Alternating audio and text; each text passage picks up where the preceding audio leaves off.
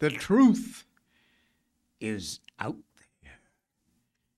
And we're getting closer and closer. Connecticut Democrats are moving forward on a bill to force you, regardless of any objections you may have, including religious ones, to get a vaccine. Nice job, Connecticut, idiots. And the people who favor political violence might not be who you think. All that and more. Welcome to the Jay Sheldon Show. It is Thursday. Oh, boy. Good morning, Danny. Is it summer yet? I live in a place where it's always summer. The average, and I can't do the conversion, I'm sorry, but the average daily temperature here is probably about 32 degrees Celsius. Whatever that turns out to be, it's not good. And we have two seasons, rain and no rain. And every day, no matter what, it is humid. I mean, sticky shirt on your body humid every day. You got to take 2 or 3 showers a day normally. It's hot. It is damned hot. Now, I moved here from Key West, Florida, which is also pretty hot.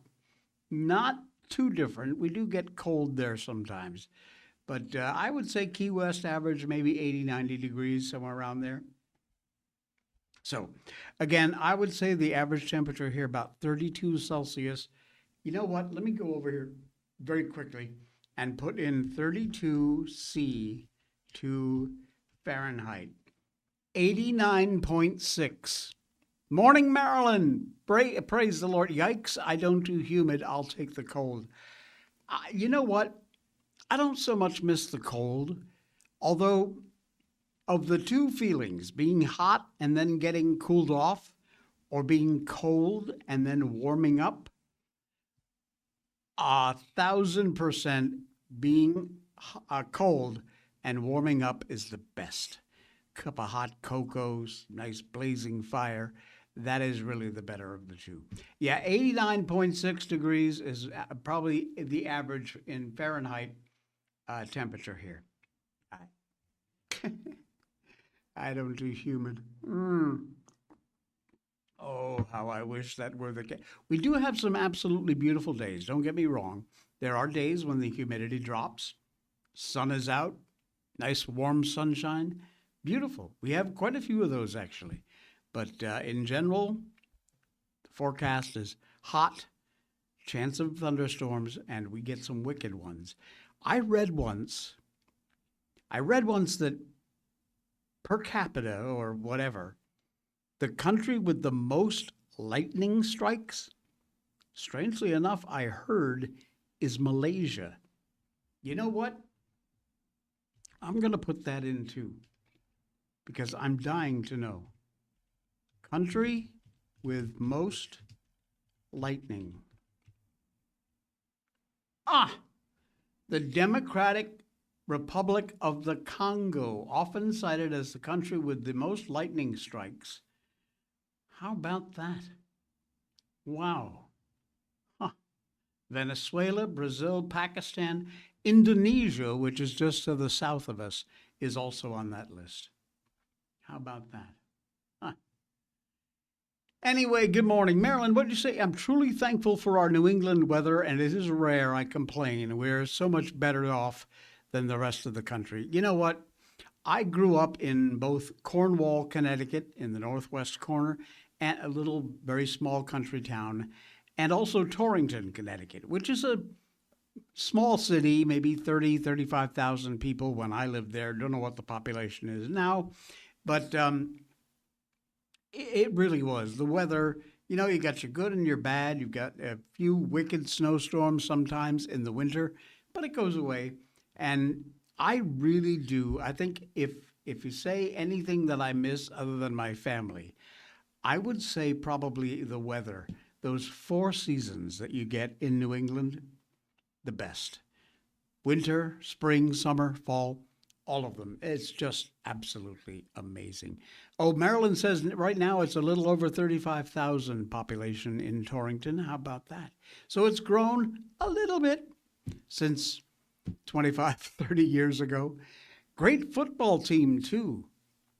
What's it? Well, the New England Patriots? Is that what you mean? Because there's no Connecticut National Football League team.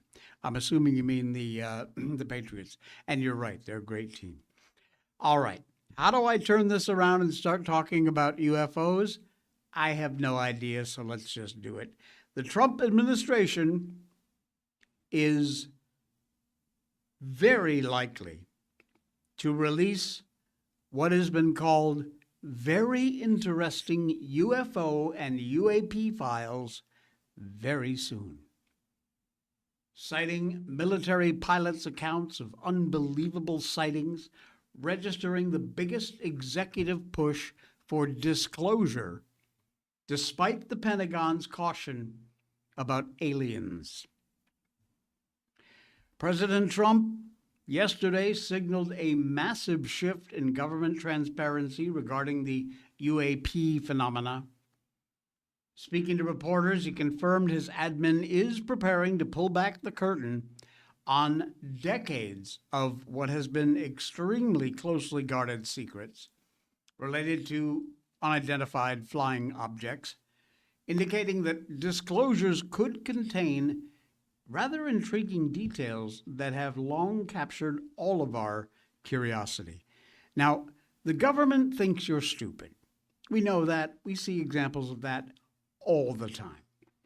If you listen to Tim Burchett, amazing congressman, he says things like, if you saw what I saw in the skiffs, you wouldn't sleep at night. Fine. We're big boys and girls. We can be trusted, but the government thinks you're stupid.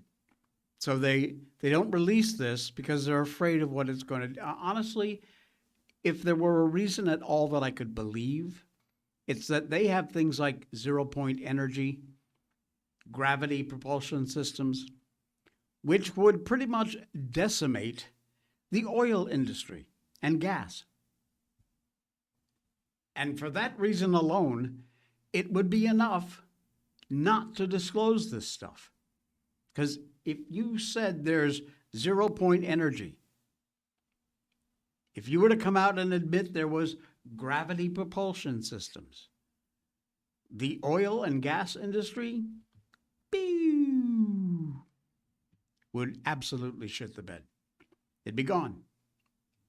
And that, of course, would be a huge issue, which they're not going to cause. He says, I think we're going to be releasing as much as we can in the near future. For some reason, and I guess it's just a reason, it's been in the minds of people for a long time, and that is such. They want to find out about UFOs and anything having to do with UFOs or related material. And this is the president. We're preparing to be releasing a lot of things that we have, and I think some of it is going to be very interesting to people.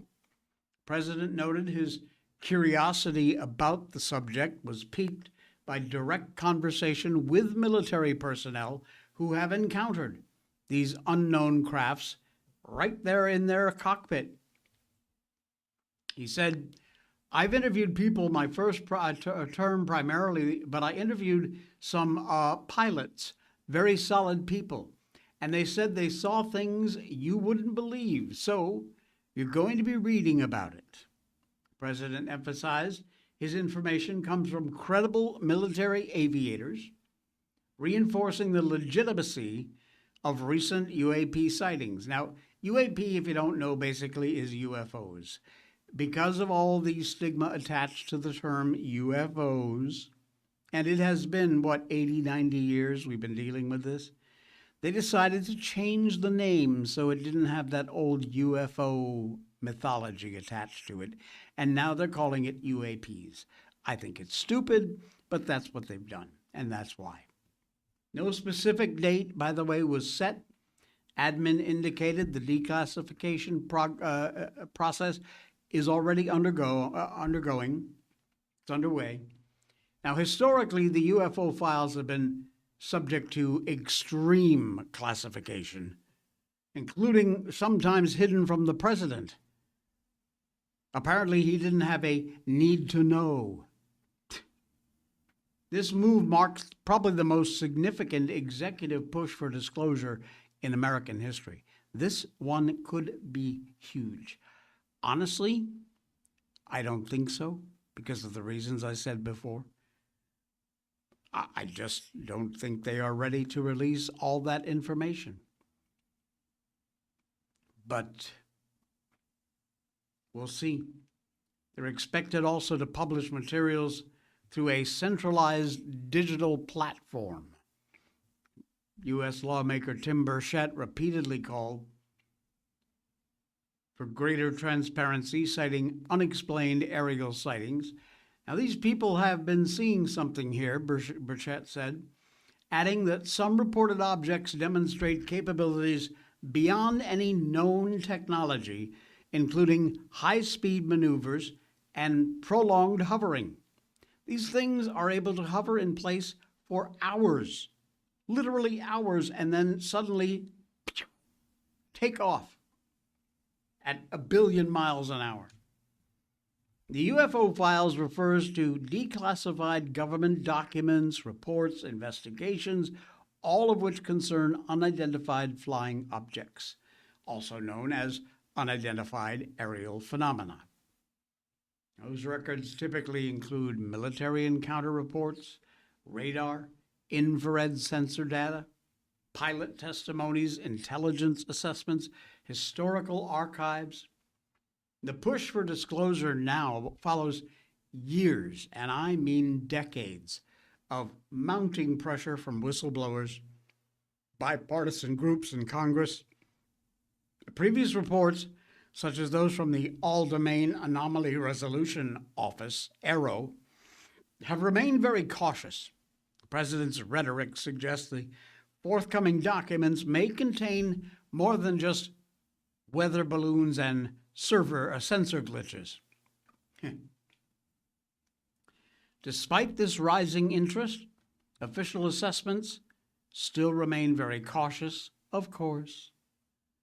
2024 Pentagon-linked report found no conclusive evidence linking UAP sightings to extraterrestrial technology, attributing a lot of it to drones and balloons and what they call sensor anomalies. It's just a blip.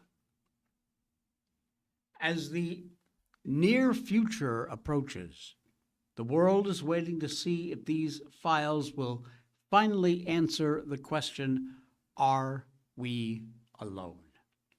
The answer is out there.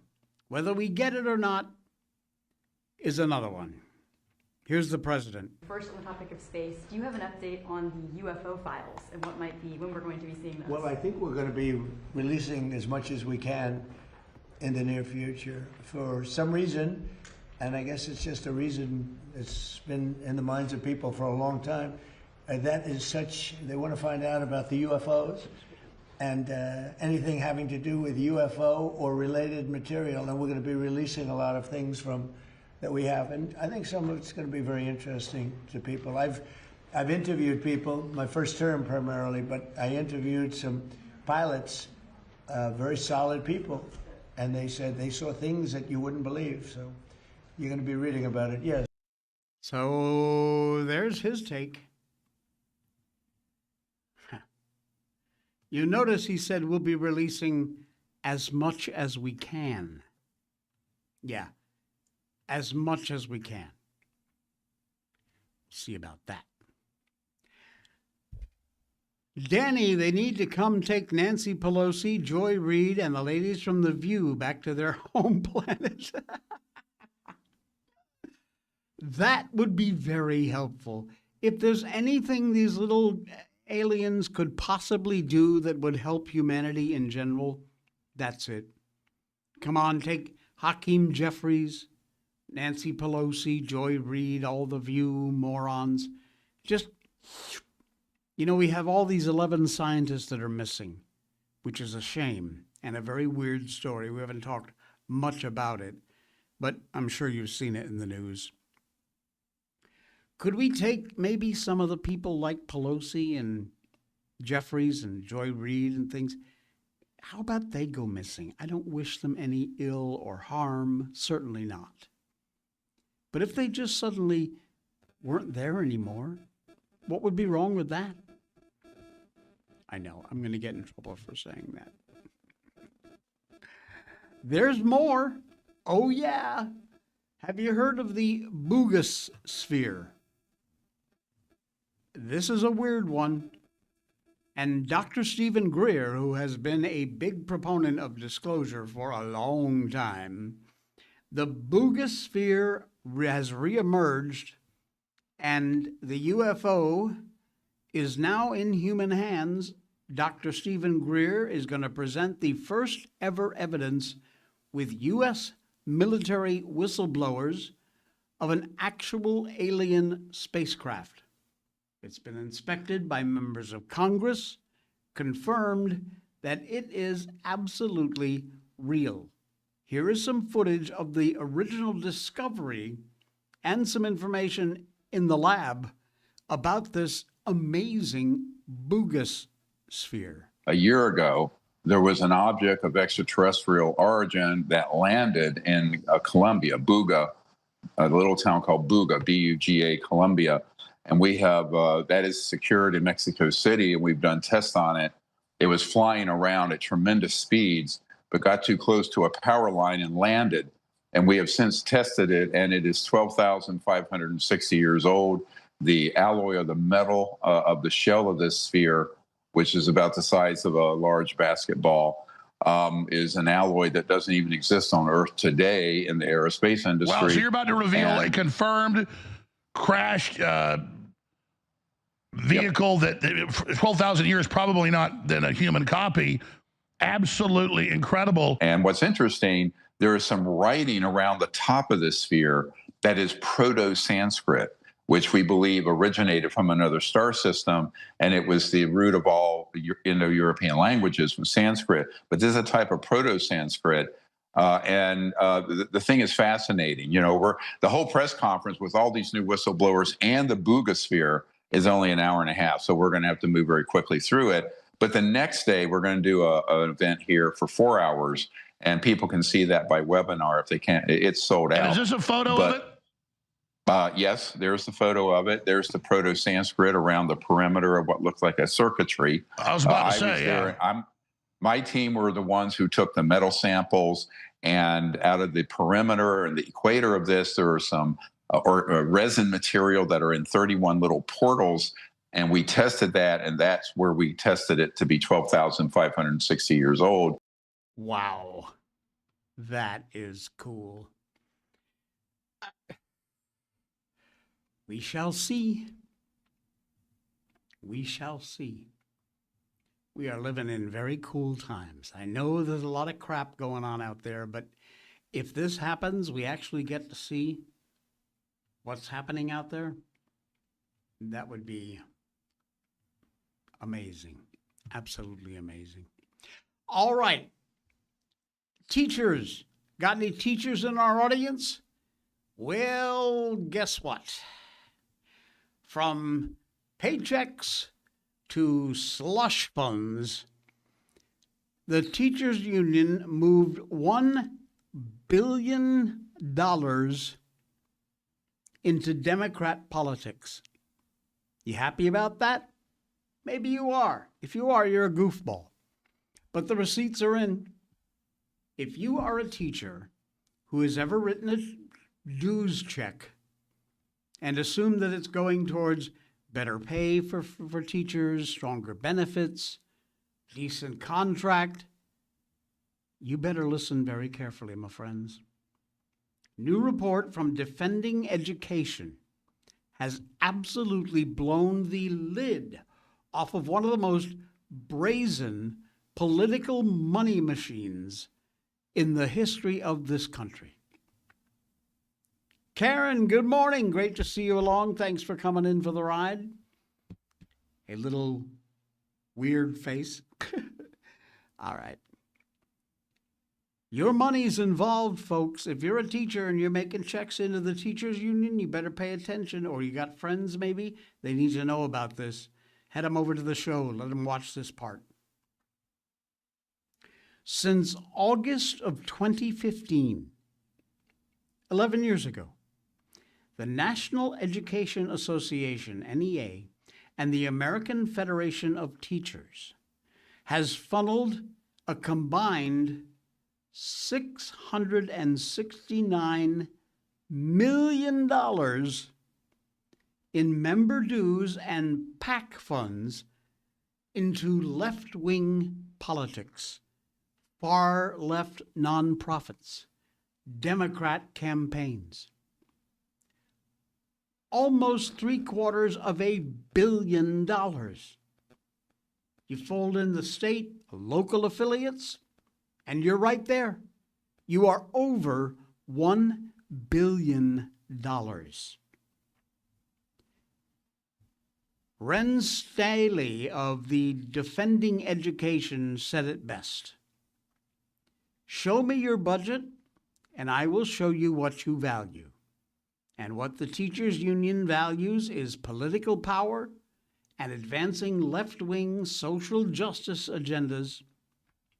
Gone are the days of unions just advocating for higher wages, better working conditions, good health insurance. They're a political machine, plain and simple, focused on fomenting a political revolution.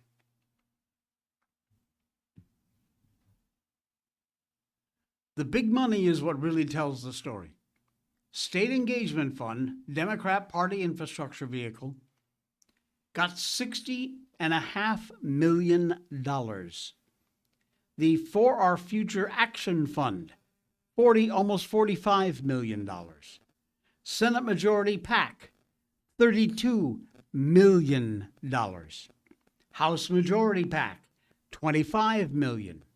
Strategic Victory Fund, created in 2020 explicitly to defeat Donald Trump, $19.3 million. On top of all that, unions pumped over $85 million directly into the Democrat Party entities at every level of government, not counting a single dollar in individual candidate contributions. The Biden Victory Fund, $923,000. Hillary Victory Fund, $444,000. The Bill, Hillary, and Chelsea Clinton Foundation, $750,000. Another $400,000 to the Clinton Global Initiative. Ain't that nice? This basically is a wholesale conversion of your teachers' paychecks being sent to a Democratic Party slush fund. And the ideological line, the line items are even worse. Media Matters for America, $700,000. 1630 Fund, dark money vehicle in the Arabella Advisors Network, $4.4 million. Color of Change and their PAC, $3.3 million. Planned Parenthood Votes, $350,000. Perhaps most cynically, the union spent massive amounts to kill school choice. Support Our Schools Nebraska, which repealed a school choice law, got $4.2 million from the NEA. Protecting Our Schools Kentucky, $7.2 million to fight voucher legislation. Public Schools Strong, $4.1 million to campaign against school choice in Colorado. The partisan fingerprints at the local level, just as damning. Ohio Education Association gave $2.9 million to the Ohio Democratic Party. $23,000 to the Ohio House Republican alliance. That is a ratio of 125 to 1.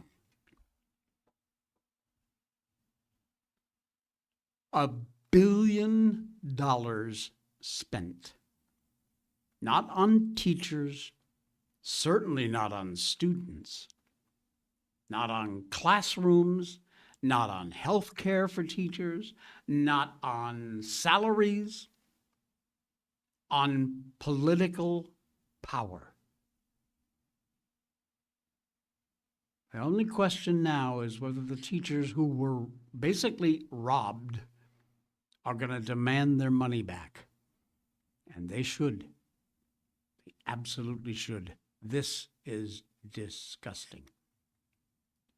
All the hard work that our teachers put in to have their money sent off to these whack-a-mole groups.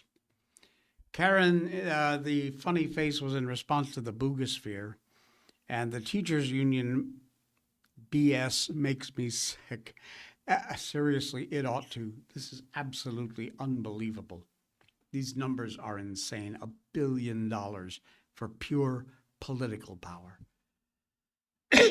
Danny, my dad was a teacher, huge Democrat, and basically, I guess, he got what he voted for. Sadly, I think you're right.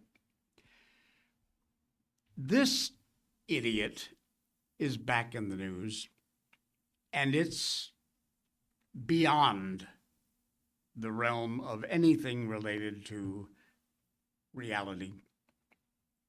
Do you remember this freak of nature? Oh, yeah.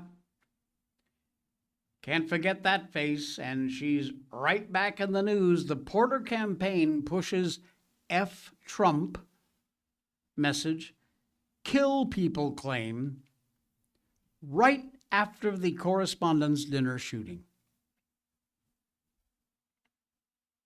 Folks,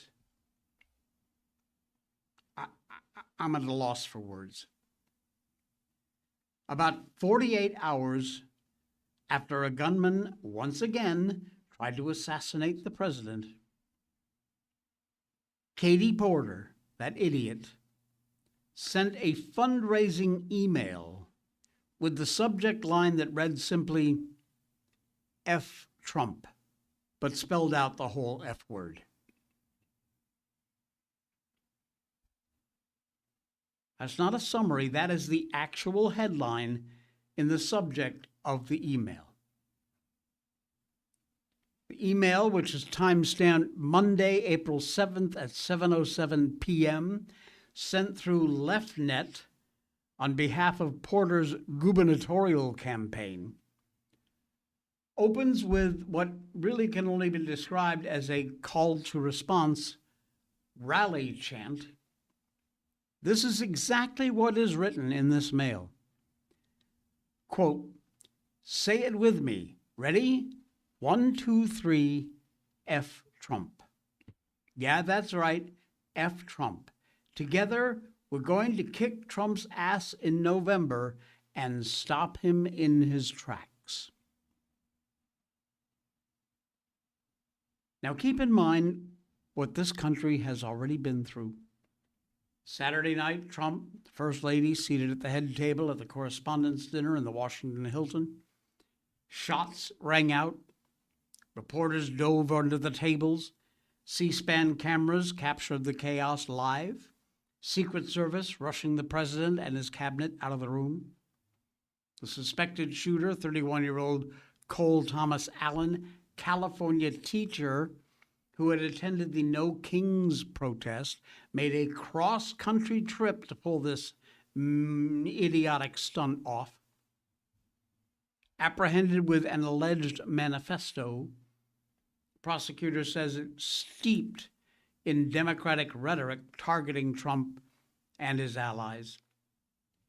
And by Monday, Acting Attorney General Todd Blanche at a podium announcing federal charges and warning that violence has no place in our civic lives. It cannot and will not be used to disrupt democratic institutions or intimidate those who serve them. Apparently, Katie Porter's campaign didn't get the memo. DOJ still outlining the details of a foiled assassination attempt. Porter's team busy hitting send on an email accusing Trump of being a would-be murderer. Quote from the Mail, "We know what Trump is willing to do and how far he's willing to go. He's willing to kill people in the streets, to rip health care away, and to ruthlessly attack our democracy."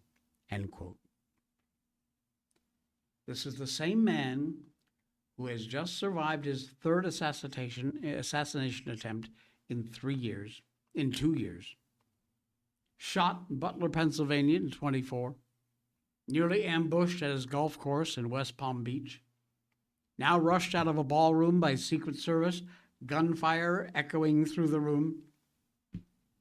And Porter's campaign chooses that moment to characterize him as the one with blood on his hands. And by the way, this email, it wasn't some rogue staffer mistake. It wasn't a comment clipped out of context or a bad joke that landed wrong.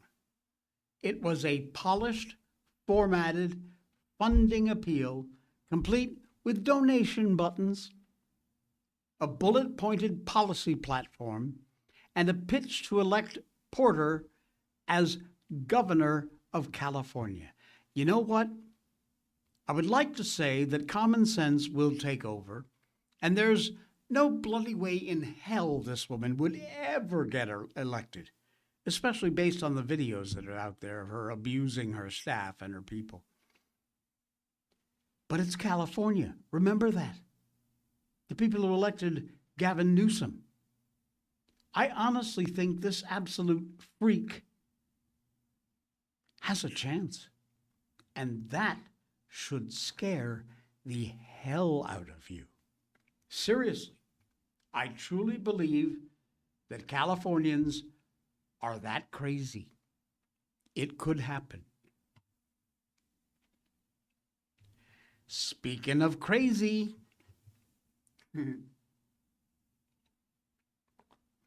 got another one for you. It has to do with the great state of Connecticut, my home state, and the home state to one of our all-time great P1 viewers, Maryland. Connecticut Democrats, you're not going to believe this, I hope you're sitting down, are moving on bills which will force vaccines on unwilling residents. Folks, I thought we were through with this crap. Why are we having to deal with this again? This bill would ensure that religious protection freedoms don't apply to certain vaccine requirements. The supermajority Democratic legislature in Connecticut has passed a radical, insane, moronic, stupid vaccine standards bill. Apparently a display of power directed at President Trump, Secretary of Health and Human Services, Robert F. Kennedy Jr. State Senate President Martin Looney, obviously a Democrat from New Haven, says this: "This legislation ensures that our state immunization standards are grounded in the consensus professional judgment of the nation's leading medical and public health practitioners, not the ideological agenda of the Trump regime." Oh, you mean people like Dr. Fauci Mengele? You mean people like that?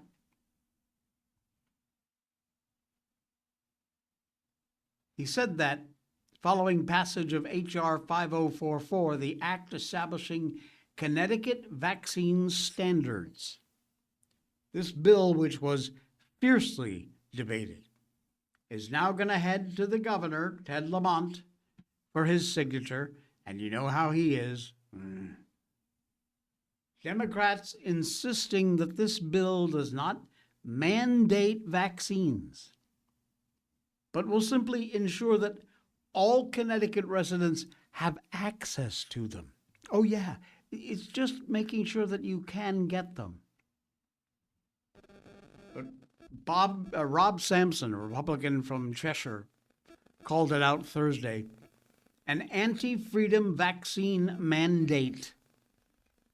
He says they're trying to actually send a message to Connecticut residents, particularly Connecticut residents that value freedom, gun owners, homeschoolers, people concerned about religious freedom.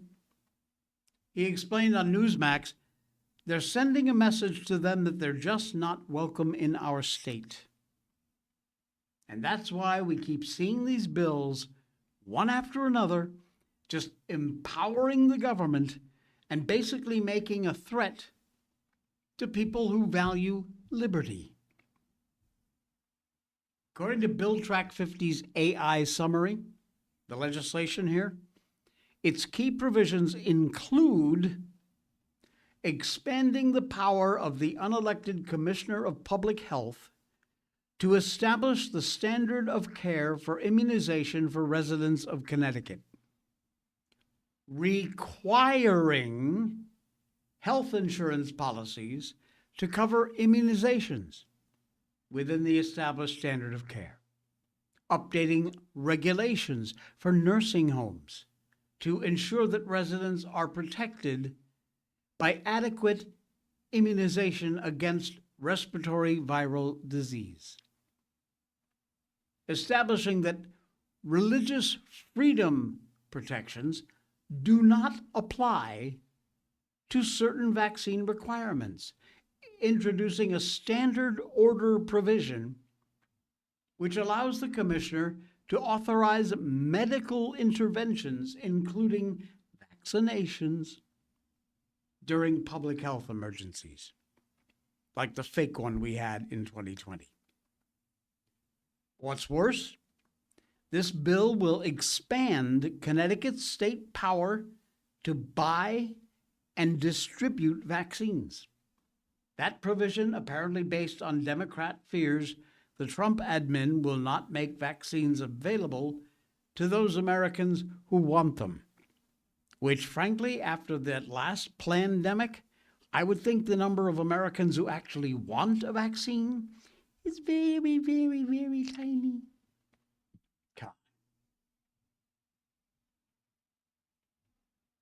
No religious exemptions. Insane, absolutely insane.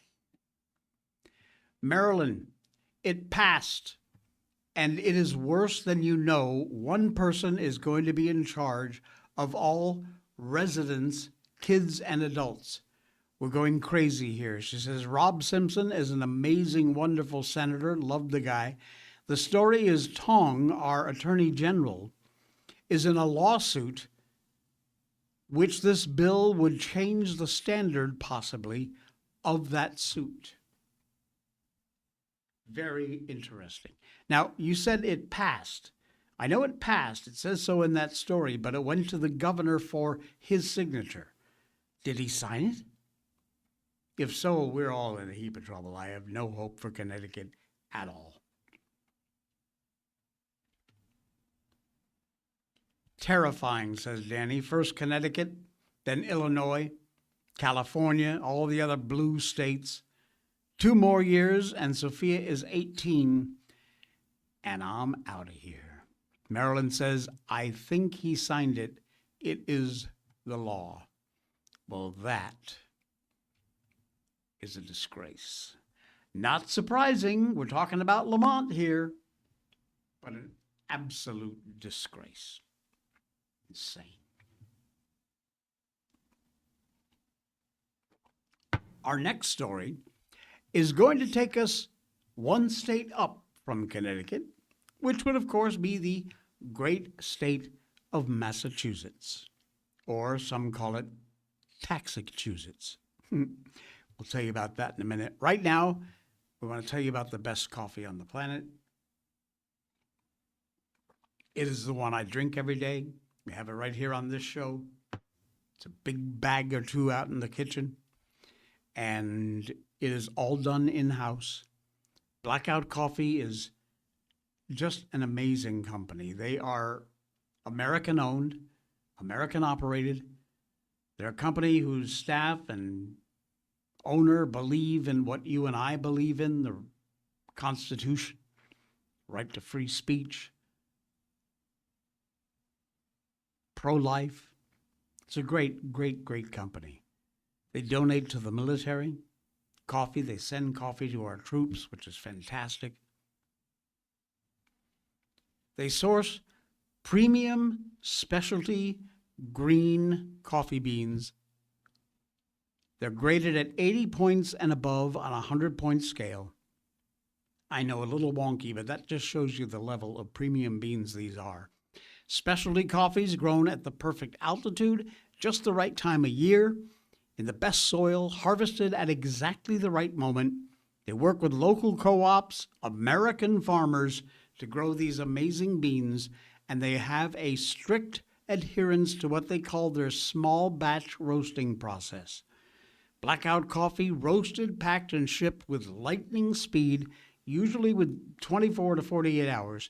They only roast your beans after you place your order. That's how fresh roasted they are. Highly controlled roasting process. Immediate shipping. It gives their customers that elite coffee experience. Blackout Coffee. Use the link down there in our description. Suddenly I have the hiccups. I don't know why. Go away. Blackout Coffee, simply the best there is. They've got instant. If you're in a rush, you need that blackout excellent coffee, you can do that with an instant coffee they have. They're fantastic, really full-bodied, full-flavored coffee, never bitter. They've got flavored coffees, which are amazing. Cold brew, all of them, each one better than the rest. Pitch Black Espresso is my favorite. You head over there to Blackout Coffee, get yourself a single bag, and if you're a first-time customer, use the code J20, J-A-Y-20. That will get you 20% off your first order. That's a hell of a deal. I cannot encourage you enough to give them a try. A lot of our P1 viewers do that, and they report back just how good this is. They're addicted, and you got to try it yourself. Please do. Give it a shot. Use that link in our description, and the code J20 is, if it's your first order, you get 20% off. And even if it's not your first order, they always have specials running over there, different discounts and the like. Use the link in our description and check out Blackout Coffee. We love these guys. Strong, bold, and American. And that's what it's all about. All right, Massachusetts.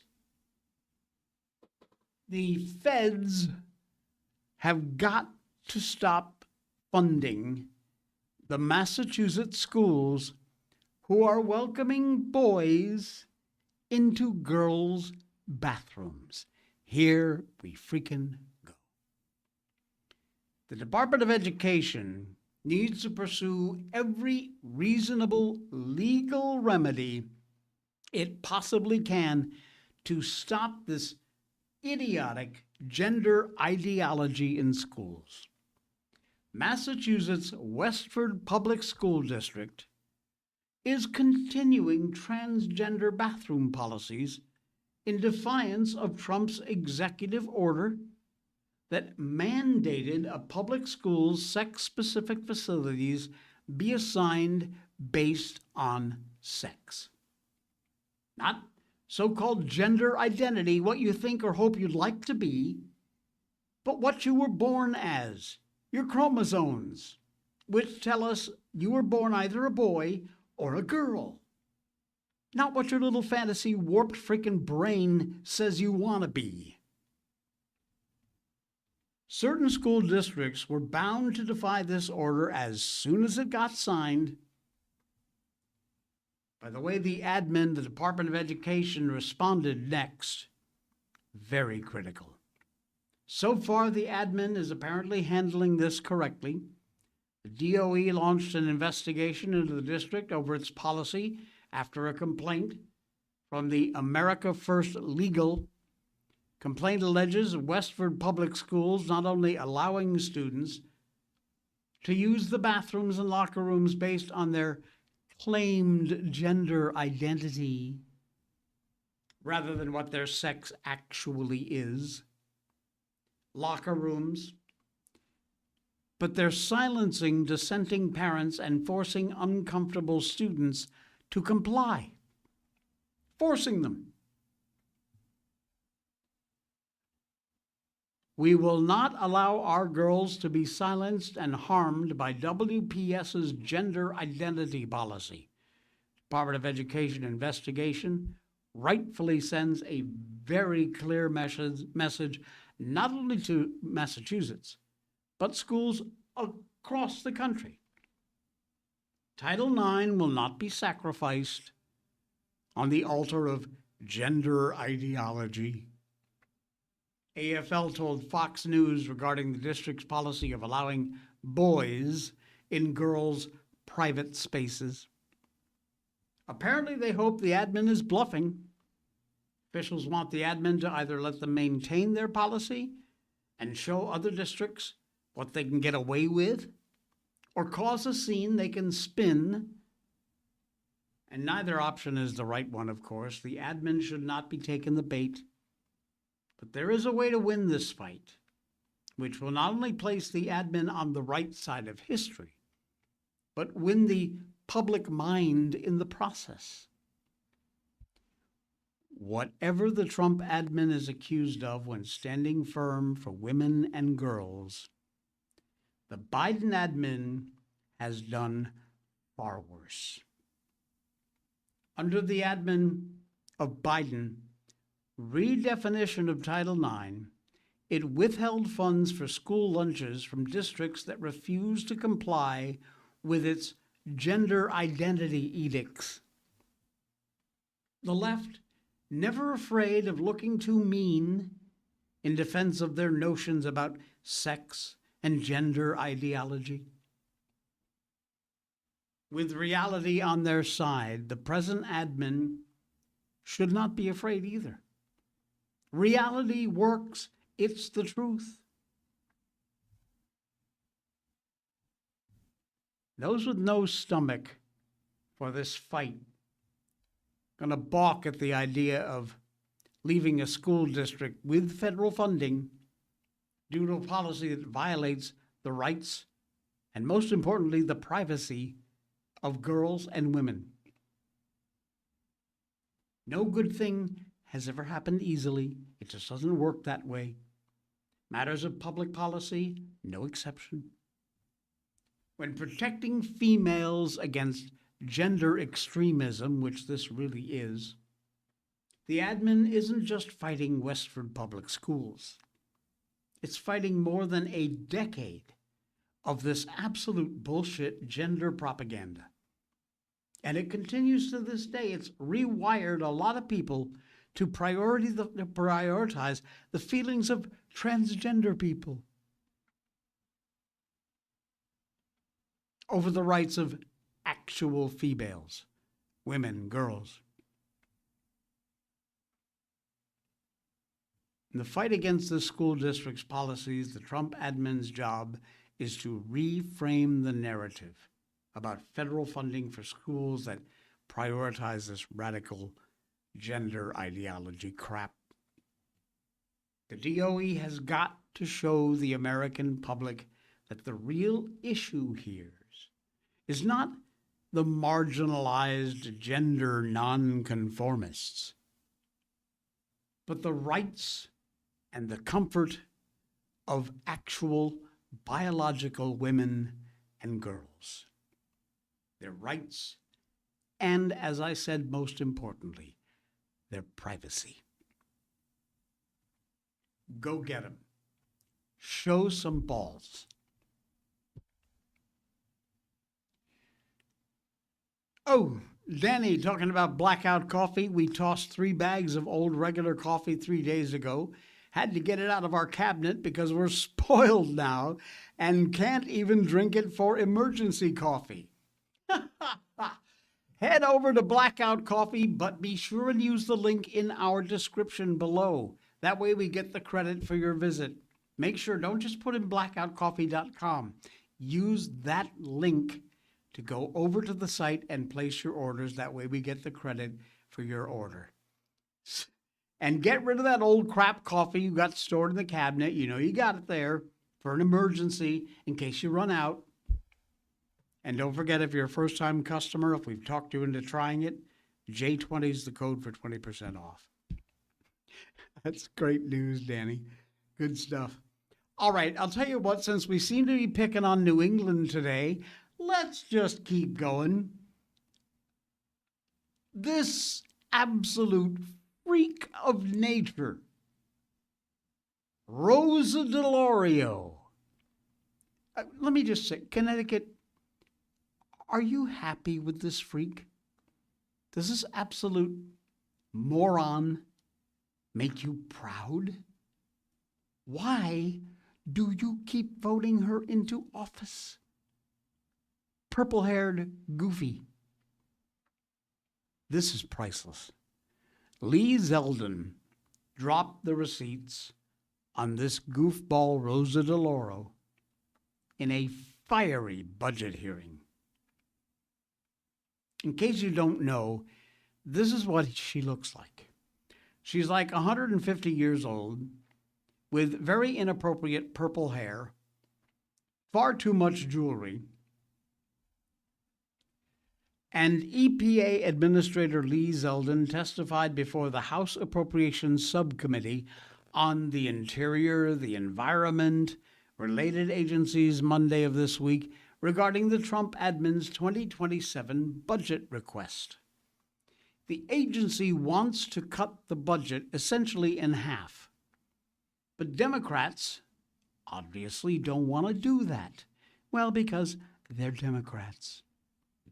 And during this hearing, Chief Freak Rosa DeLauro got rather heated over what she felt was the admin not paying enough attention to climate change, which, sorry, Rosa, as far as I know, we're not calling it climate change anymore. I think it's called something else now. It's like in its 15th different rendition of whatever we call that. And that's when Zeldin absolutely schooled this freak, explaining he had to pay attention to the law, not Democratic agendas. So let me just give you a little example of what this exchange looked like. When climate change is flooding our streets, poisoning our air, driving up health care and disaster costs, how can the EPA justify abandoning that duty to protect Americans to appease polluters under the false flag of economic growth? Following the law, Section 202 of the Clean Air Act, where does it say anything about fighting global climate change? Loper Bright, Supreme Court case, you familiar with it?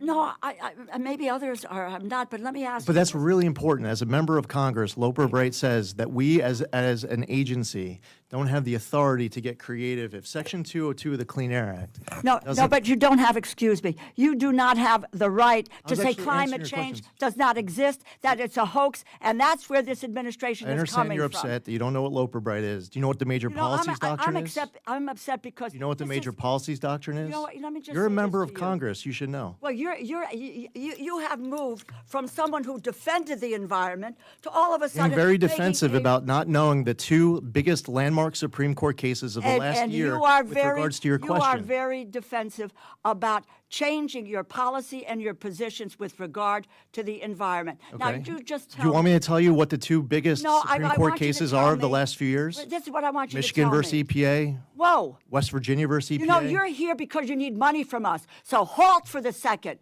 and wait for the questions and answer the questions. Well, I answered your question, No, you and you didn't. didn't like my answer because did you not don't know what answer the Loper Bright is, question. because you don't know what the major policies doctrine is, Chairman, because is you're this- is this asking gonna me, answer questions? you're asking me about Section 202 of the Clean Air Act, and you don't read it. You don't know what it says. Listen, and what you want to do is to deny. You want No, to. I actually read the law. I do my homework. Really? You're just somebody who likes to have the microphone on. You know what I have to do?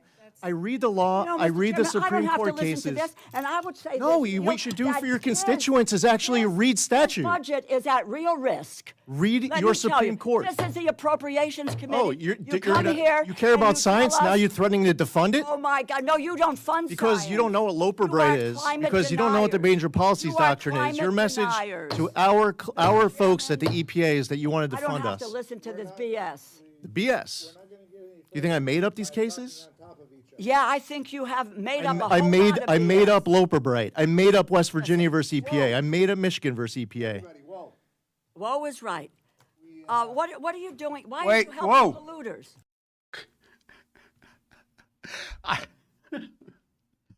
I know that was long, but it's well worth the time to show you exactly where this freak is coming from.